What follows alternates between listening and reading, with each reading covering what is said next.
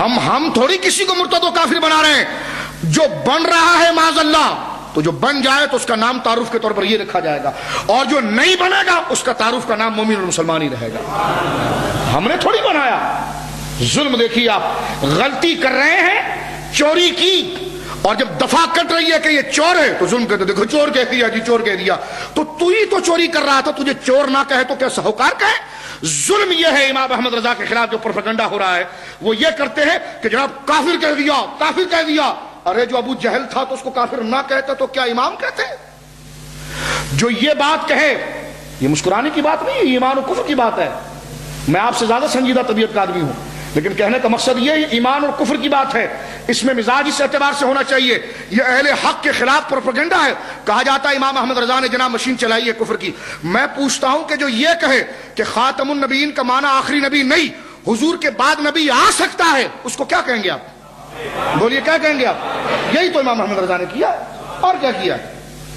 جو یہ بات کہے کہ رسول اللہ کی ذات پر عالم الغیب کا اطلاق اگر کیا جانا بقول زید یہ بات صحیح ہے تو یہ دو حال سے خالف نہیں. دریافت طلب امر یہ ہے کہ جناب دریافت طلب امر یہ ہے کہ جو رسول اللہ کے لیے علم غیب ثابت کیا جاتا ہے, ایک کوئی کہہ رہا ہے جو تھانوی نے لکھا کہ رسول اللہ کے لیے جو علم غیب جو ثابت کیا جا رہا ہے, اگر اس سے کل سب کا علم مانا جائے یا تھوڑا, اگر سب کا مانا جائے تو یہ تو رسول اللہ کو حاصل نہیں رہا. تھوڑا تو اس میں رسول اللہ کی کیا تخصیص.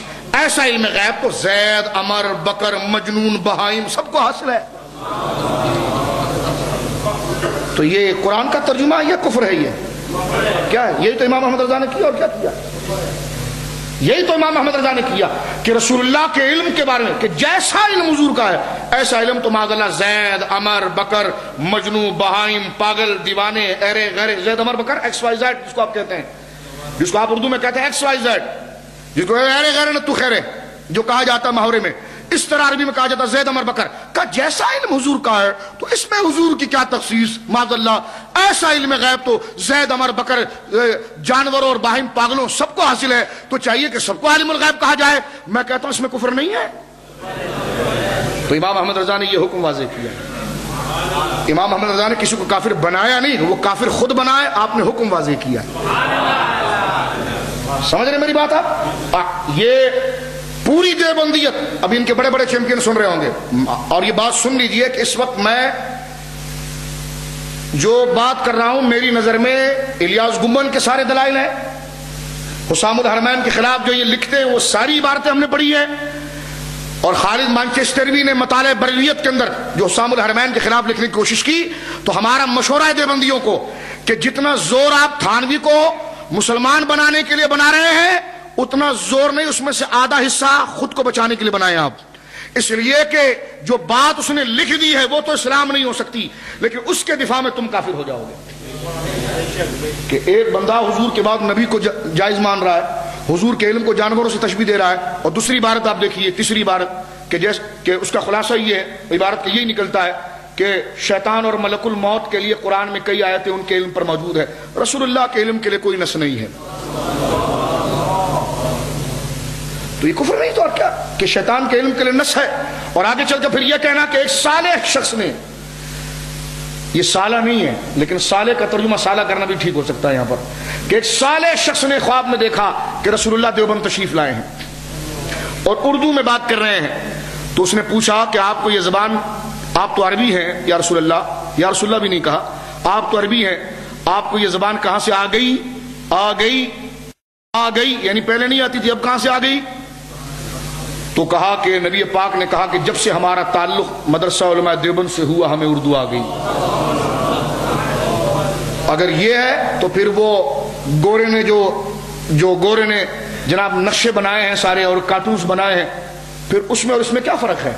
وہ ولایتی کافر ہے, یہ دیسی کافر ہے, فرق کیا ہے؟ دونوں جگہ ناموس رسالت کا دفاع کرنا. تو امام احمد رضا نے, توجہ سے سنیے, امام احمد رضا نے کسی کافر نہیں بنایا. امام احمد رضا نے مل کر کہیے کسی کو کافر, جو کافر بن چکا تھا اس کے حکم کو واضح کیا ہے, جو آپ کی ذمہ داری تھی. چور پکڑا گیا تو پھر اس کی ایف آئی آر کاٹی گئی. چور پکڑا گیا, گواہوں کی موجودگی میں پتہ چل گیا, کہ یہ چور تھا، اس کی FIR کٹ گئی، گواہوں کو سننے کے بعد اس کے ہاتھ کاٹنے کے لیے جب سب بات ثابت ہو گئی یہی چور تھا تو ہاتھ کاٹے جائیں گے، جج نے دستخط کر دیے تو جج نے ظلم نہیں کیا، ظلم اس نے اپنے آپ پر کیا، اس کی سزا کیا ہونی چاہیے، جج نے اس حکم کو واضح کیا، تو کافر یہ خود بنے ہیں، امام احمد رضا نے حکم کو واضح کیا۔ سمجھ گیا آپ؟ اب میں نے اسی قرینے میں آگے آپ کو لے کر آتا ہوں۔ شاہ فضل خیر آبادی رحمۃ اللہ علیہ نے اسماعیل دہلوی کے بارے میں کیا کیا آپ سن چکے ہیں، ٹھیک ہے؟ اس بات کو جو میں کر رہا ہوں اگر یاد رکھیں گے نا آپ تو یہ چاہے جیسے شکاری بن کر وہی پرانا جال لے کر آئے یہ آپ پر ڈال نہیں سکتے۔ اس تاریخ کو آپ ذرا سنیے۔ اب اختلاف کی بنیاد کیا بن رہی ہے، ذرا توجہ رکھیے گا یہاں پر، اختلاف کی ٹھیک ہے بنیاد کیا بن رہی ہے۔ میں نے آپ کے سامنے پیش کیا کہ جب 1857 کا جناب جو ہے کہ 1856 اور 1857 کا یہ وار شروع ہو رہا ہے تو اس میں مسلمانوں کے جو بڑے بڑے علماء تھے ان کو پکڑ کر گرفتار کیا جا رہا تھا اور کئیوں کو شہید کیا جا رہا تھا۔ تو حاجی امداد اللہ مہاجر مکی رحمۃ اللہ تعالی علیہ جن کا ایک بہت بڑا حلقہ تھا، بڑے احباب تھے ان کے، بڑے مریدین تھے ان کے پیچھے ایجنسیاں لگ گئی کہ اس شخص کو قتل کریں، تو وہ ہجرت کر کے مکہ چلے گئے، اس لیے ان کو مہاجر مکی کہا جاتا ہے۔ اور ان سے پہلے جو ہجرت کر کے گئے ہیں وہ مولانا رحمت اللہ کریانوی جن کی انگریزی میں اور عربی میں لکھی ہوئی کتاب تھی جس کا اردو ترجمہ تقی عثمانی نے کیا ہے، قرآن اور سائنس، اور اس میں انہوں نے کیا انہوں نے کہا جی یہ ہمارے دیوبندی تھے، مولانا رحمت اللہ کریانوی دیوبندی تھے، یہ جھوٹ ہے، وہ دیوبندی نہیں تھے۔ انہوں نے تقدیس الوکیل غلام دستگیر قصوری صاحب نے جو ارشید گنگوئی کی تکفیر کی ہے اس پر انہوں نے تقریر لکھی ہے، یہ جھوٹ ہے۔ میں آپ کی خدمت میں یہی گزارش کر رہا تھا مؤدبانہ طور پر ایک اور چوری سے واضح ہو جائیں اور اپنے ذہن کو کھلا رکھیں، لٹریچر پڑھنے سے پہلے علماء سے رجوع کریں۔ دیوبندیوں نے ایک سازش یہ بنائی ہے کہ جو بہت بڑا عالم ہونا اپنے دور کا جس کے علم کے سامنے تو یہ چھپکے سے پہلے اس کی تعریف کرنا شروع کرتے ہیں، بہت بڑے عالم تھے، بہت بڑے عالم تھے، تاکہ لوگ مانوس ہو جائیں۔ تو دوسرے مرحلے میں کہتے ہیں کہ ہاں یہ تو ہمارے ہی تھے، یہ تو ہمارے ہی تھے۔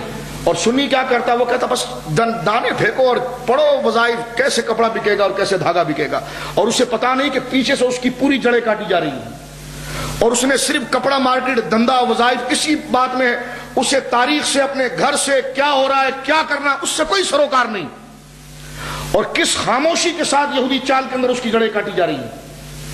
یہ وظائف، یہ اوراد تو اس مشن کو بچانے کے لیے تقویت حاصل کرنے کے لیے تھے، آج ہم ان وظائف کو اس مشن سے دور کرنے کے لیے پڑھ رہے ہیں، یہ ایسا نہیں ہونا چاہیے، سمجھ رہے؟ اس محاذ کو سنبھالنے کے لیے وظائف روحانی طاقت پیدا کرتے ہیں، وظائف بولیے، وظائف تو روحانی طاقت پیدا کرتے ہیں۔ تو یہ وظائف، اور میں کوئی وظائف کی مخالفت نہیں کر رہا، نہ مجھے وضاحت کی ضرورت ہے، نہ کوئی چیمپئن کھڑے ہو کر میرے آگے بول سکتا ہے، اس لیے کہ ہم نے اب اس گھر میں پیدا ہوئے ہیں الحمدللہ کہ جس میں سب سے پہلے ہم نے اپنے کان میں جو آواز اپنے باپ کی زبان سے سنی ہے وہ یا غوث المدد کی سنی ہے۔ تو ہمارے سامنے کوئی چیمپئن اس بات کو سمجھا ہی نہیں سکتا، میں جس تناظر میں سمجھا رہا ہوں اس فکر کو میری سمجھیں آپ، میں کسی چیز کی مخالفت نہیں کر رہا، بات سمجھا رہا ہوں، سمجھ رہے میری بات آپ؟ تو کوئی اس پہ چیمپئن بننے کی ضرورت نہیں ہے، میں یہ کہہ رہا ہوں کہ یہ وظائف اور اوراد جو ہیں یہ عقیدے کو بچانے کے لیے معاون اور ٹونک اور غذا بنتے ہیں۔ آج جس چیز کے لیے ہم نے اس کو استعمال کرنا تھا وہ چیز چھوڑ کر ہم ثانوی چیز کے لیے استعمال کر رہے ہیں، ایسا نہیں ہونا چاہیے۔ یہ محفلیں ہونی چاہیے، چادریں اوراد ہونی چاہیے، یہ روحانی غذا، قلبی صفائی، گناہوں کا کفارہ بنتے ہیں، لیکن اس کا ہدف جو ہے وہ جیب نہیں ہونا چاہیے، ایمان کی بقا اور سواد اعظم کے ساتھ جڑنے کی فکر ہونی چاہیے۔ سمجھ رہے میرا موقف آپ؟ سمجھے آپ؟ اب آپ چلیے آگے حضرات گرامی، تو مولانا حاجی امداد اللہ مہاجر مکی رحمت اللہ علیہ، یہ بڑی قیمتی تاریخ میں آپ کے سامنے پیش کر رہا ہوں۔ یہ 1856 کے بعد جب لڑائی شروع ہوئی تو یہ کیوں گئے آپ سمجھ گئے، مکہ کیوں چلے گئے؟ یہ رہنے والے تھے سہارنپور کے، سہارنپور میں ایک جگہ ہے نانوتا جہاں کا قاسم نانوتوی تھا، اس لیے حاجی امداد اللہ مہاجر مکی رحمت اللہ علیہ کے آگے نانوتا لکھا جاتا ہے۔ تو دیکھو کہتے ہیں یہ بھی تو نانوتوی ہیں، تو میں نے کہا یہ بھی نانوتوی ہیں تو اسلام آباد میں اگر ہندو پیدا ہو جائے تو کیا اس کو مسلم کہا جائے گا؟ اور جناب ہندوؤں کے علاقے میں اگر کوئی مسلمان پیدا ہو جائے تو کیا اس کو کافر کہا جائے گا؟ ابے علاقے سے کیا ہوتا ہے، اس علاقے بات تو یہ ہے کہ اس علاقے میں دو شخصیات پیدا ہو رہی ہے، پیر ہے تو وہ ولی کامل ہے، خلیفہ ہے تو وہ پکا مرتد ہے، اس لیے کہ ہے دونوں نانوتا کے، ایک نانوتا میں پیدا ہو کر شیخ المشائخ ہو گیا اور ایک نانوتا میں پیدا ہو کر پرلے درجے کا مرتد ہو گیا۔ تو حاجی صاحب کے نام کے آگے کبھی کبھی نانوتوی بھی لکھا جاتا ہے، تو اس سے آپ وہم مت کیجیے گا۔ اسی طرح گنگوہ جو جگہ ہے، یہاں پر ہمارے شیخ بولیے عبد القدوس گنگوہی رحمۃ اللہ علیہ کا مزار ہے، سلسلہ چشتیہ کے اکابر صوفیہ میں سے ہے۔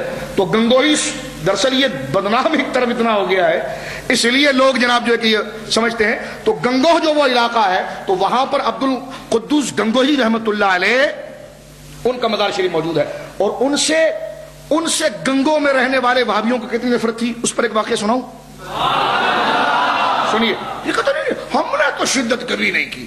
میں نے کہا یہ الگ موضوع ہونا چاہیے کہ میں اوپر سے لے کر نیچے تک سب کے حوالے پڑھ کر سناؤں لفظ بلفظ کہ امام احمد رضا نے تو ایمان کے مسئلے پر بولا ہے، اور تم نے جو شدت کی ہے وہ تو عجیب و غریب شدت ہے۔ کیسی؟ سنیے، مولوی رشید احمد گنگوہی کا ایک مرید اپنے گھر سے گنگوہ جانا چاہتا تھا، لیکن اسے بس نہیں ملی۔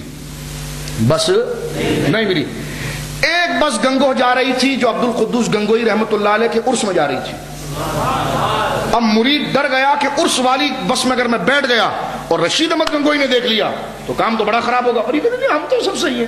لیکن یہ دیکھیے، تم صحیح اس لیے کہ تمہیں دبایا گیا ہے، تمہارے زہریلی عزائم کو واضح کیا گیا ہے، اس لیے تم نے پالیسی چینج کی۔ ہم تو نماز روزہ اور زکوٰۃ اور تاریخ جمیل اور یہ ہم نے کہا یہ تم کرتے اس لیے کہ تمہیں پتا ہے کہ تم اپنے زہریلے نظریے لاؤ گے تو آگے رضوی شیر بیٹھے ہیں جنہوں نے تمہارے پول کھول کے رکھے ہوئے ہیں، تمہارے محاذ بتائے ہوئے ہیں، اور ہم کہتے ہیں وابیوں کو جو ہو اس پوزیشن میں آ کر بات کرو۔ یہ کیا نماز روزے کی بات کرتے ہیں؟ بات یہ ہے کہ تم نے حضور کی توہین کی ہے، اس لیے تمہارے اکابر کافر ہیں۔ نماز روزے کو بیچ میں کیوں لاتے ہو؟ نماز روزے کو بیچ میں کیوں لاتے ہو؟ اب آپ دیکھیں گرو نانک پوری زندگی نماز پڑھتا تھا، گرو نانک کلمے پڑھتا تھا، گرو نانک اللہ سمت کا ورد کرتا تھا۔ آج گرو نانک کی اگر تکفیر کی جائے، اس کو برا کہا جائے، لوگ نہیں دیکھیے حضرت وہ تو جناب حسین مدنی کے پیچھے بھی نماز پڑھی، اس نے پڑھی نہیں، ایک بات کر رہا ہوں میں ایسی۔